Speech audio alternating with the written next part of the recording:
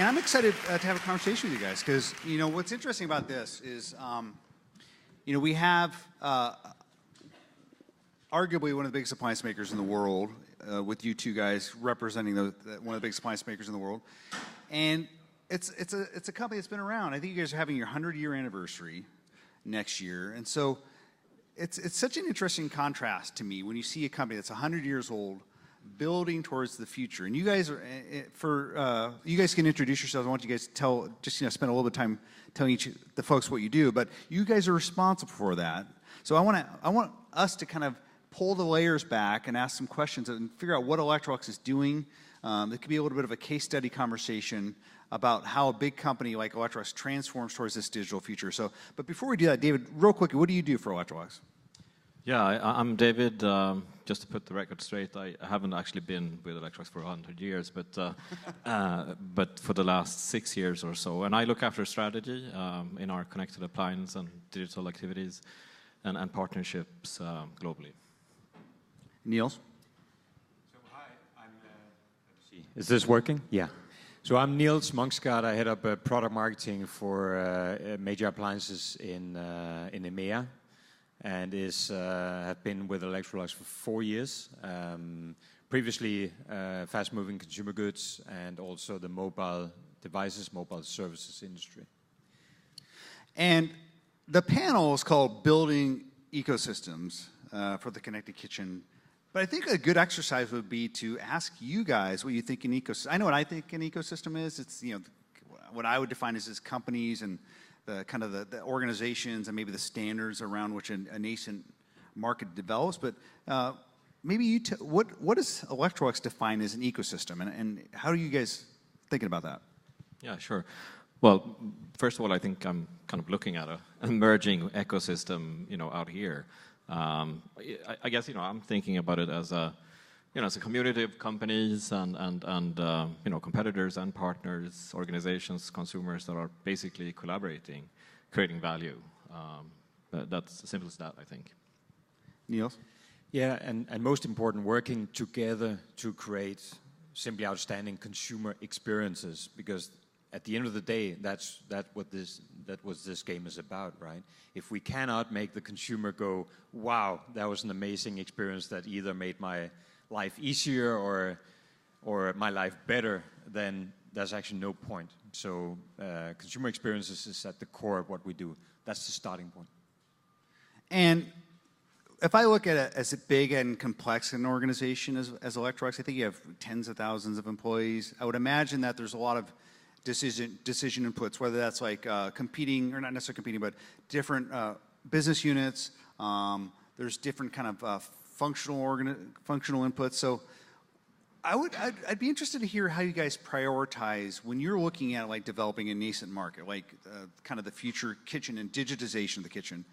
What are you prioritizing early in this market? Is it, okay, let's do standards development, let's look for partners to acquire so we can kind of fast track our own acceleration?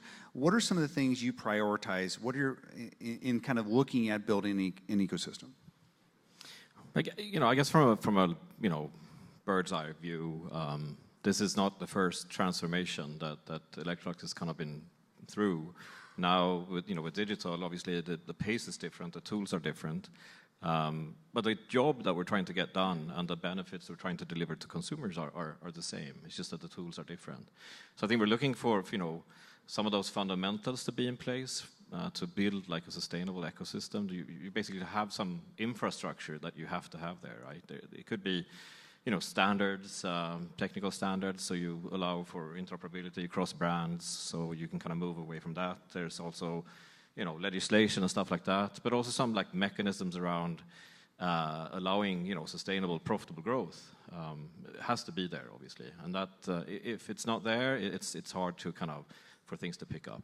Do you view yourself as like a corporate, like a kind of an industry good citizen in the sense that, you look like an Intel, right? Intel, like in like a wireless standard space, they're always kind of very actively kind of trying to set the standards. Do you guys see yourself, because you're a large appliance maker, you have significant market share, that you need to get in there and kind of like set structures and kind of build some of these things around which like the industry can build itself? I mean, do you feel like you have to do that? I think it's we are not taking upon ourselves to build that. I think that would be a huge task or too huge task for us. Rather, we think in open systems. We think in open experiences. We want to partner with players in the industry. I mean, we announced a partnership with Init at Eurocucina just a month ago, where we together, want to build a platform, an open platform, where we can make sure that the people in this room and beyond are able to come on and together with us bring experiences to our consumers. But open platform, we believe, is the way to go, and of course be a key partner in driving that, but not building a walled garden. Yeah, maybe to add to that, I think as a large incumbent, I think we do have a responsibility to kind of foster that collaboration and drive that conversation about how to create standards that are like open and provide consumers choice, but also like openness. So we are active in certain standardizations, or the Open Connectivity Foundation, for instance. We're working with multiple companies to create a shared protocol, basically, to allow an appliance from Electrolux to speak to a refrigerator from Samsung, or from a light from someone else. So I think that's important. I don't think necessarily people are looking for being locked into just one brand, and we recognize that. We think consumers should be allowed to choose, and so that's one piece. And then obviously there are other standardization bodies and things like that we're involved in, around energy and around stuff like that, security, safety. And I've heard the term from both of you, the word open. That can have a lot of different meanings. So talk about, can you define what do you mean by open? Well, I think open, to your point, Mike, I think it can have a lot of different meanings to different people. I think Niels and I, we kind of share an experience from the mobile industry, where it used to be a lot of walled gardens, carriers or operators launching their mobile internet site, and you were only allowed to serve to that site. You couldn't serve to something else. That didn't really pick up, because obviously consumers want to be able to choose. Also, like operating systems and things like that in phones were proprietary, which just prevented third-party app suppliers and service suppliers to get economies of scale. So the ecosystem, the prerequisites to get it started, wasn't there, right? Now we have platforms, if you will, or like open platforms that allow business and new consumer experience to happen. So to me, that's part of what open means. Go ahead. Yeah, and I think when it is open, there's an opportunity to get more consumers onto the platform. And again, what happens in the mobile industry is that the more consumers are on the platform, that attracts more developers, ecosystem players, etc., who then invests more in enriching that platform and making an even better consumer experience. That attracts more consumers. And then you have a virtuous circle, right, where that just keeps growing and growing. That's what we want to be a part of. And being in Europe, I know I'm going to, I say it very American, but you were with Nokia at one point. That's right. And you mentioned the mobile industry, and I would imagine you could pull some lessons from what we saw with Nokia, as that was a transformational industry, and they made some choices that we could probably spend an hour talking about. But so, what are some of the lessons we can learn from other kind of previous digital transformation industries like mobility? You kind of alluded to it, that I think can be applied as we're building ecosystems in the kitchen. I think there's a big learning about operating systems, right? There's a big learning about platforms. There's a lot of learning about consumer experiences, how hardware and software need to interplay, how they need to work seamlessly together. So I think that's probably my biggest learning. And having worked for Nokia for 8 years, sure, a lot of learnings. But looking at the company, Nokia managed to transform itself from being a maker of rubber boots to seeing that, whoa, there's something going on in the mobile space with mobile phones, mobile services, etc., was quite amazing. So I think the learning also there is about agility, being able to look even though we are a 100-year-old company in Electrolux, right? What is the next 100 years? And that's for sure not going to look like the past 100 years. That's for sure. All right, I'm going to ask if I could throw this this really cool mic here at someone, because I've been wanting to do this all day. So anyone have any questions at all? Or over there. Here we go. Yeah. All right. Good cat. You got to speak into it. Hello? Oh, it does work. It works. Cool. Hi, I'm Kishan. So I'm just wondering, like you guys were talking about open innovation, open systems like this, and as you rightly said, the consumer experience is at the forefront, the mission that we're all working to, and of course, the more open it is, like you said, it attracts more developers and more resources to that. But then there's that tension with quality as well and control, because somebody does need to maintain standards and set standards. So how do you see yourselves in that role in terms of deciding, like you said, you just announced some partnerships and stuff, and how do you validate the people that you bring into the ecosystem even when it is open? I think it's a balance, right? I mean, you know, there are pros and cons, obviously. If you have a completely open system, you will... It's harder to control the entire experience. I still think, though, that, you know, the benefits kind of outweigh that. In our case, we go through a lot of testing before we release anything to the market to ensure that it's on par to the standards that we want to set for our products and experiences. And as things grow, obviously that's going to be an increasing challenge. But there's only hard work that can solve that problem, I think. Can Kishan throw that mic to anyone? Anyone have any questions? Because I'll keep asking questions. Oh, wait, there's one in the back. You want to raise your hand again? That's going to be an interesting. See if you can make. Yeah, we'll see how good your throwing arm is. Go for it. Don't hurt yourself. Yeah. It's a basketball. There we go. Right. So we were. See, this is fun, right? With the mic. 249 Your to quarterback go. right then. Thanks for that. Just a quick one, out of curiosity. How do you balance within Electrolux the fact of being such a structured company, I guess, as a 100-year-old, and also getting new mindsets, I guess, about embracing innovation and, you know, in an open innovation environment or whatever that is looking like within your company? I can start. It's not easy, right? We come from a world where it was all about minimizing risk. Because if you started to ship an oven that was not perfect, right, then you would have problems for many years to come, right? We were also a company that pushed an oven over the edge and hoped to never hear from that consumer again, because that would just imply cost. We are changing that mindset. Not when it comes to, of course, producing great appliances, because they need to be absolutely quality and they need to work for 20 years.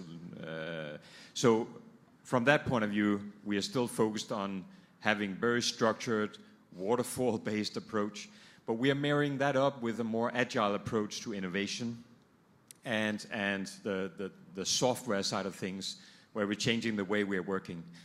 And it's not easy, right? But we are trying to find that balance of waterfall-based approach, working alongside agile approach, and finding where do we split the two.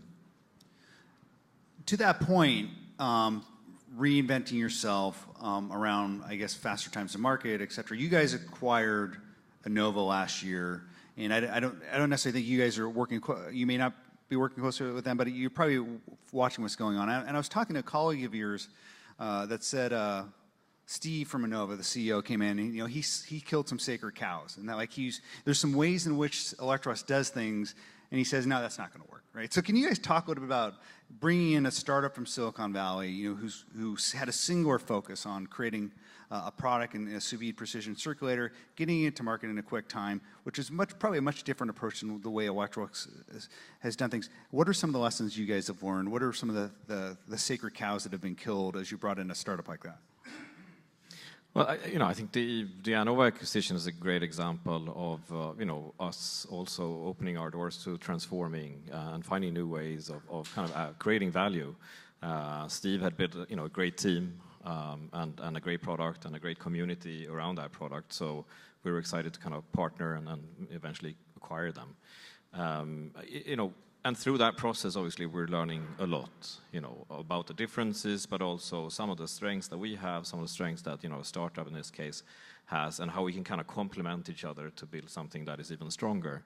But it's a journey. But we did it, partly because we wanted to learn, right? So not just an investment, but actually investment in knowledge and so on. Niels, you talked about the consumer and how you would push an oven off the cliff and never hope to hear from the consumer again, is that implied cost. That was like the old mentality.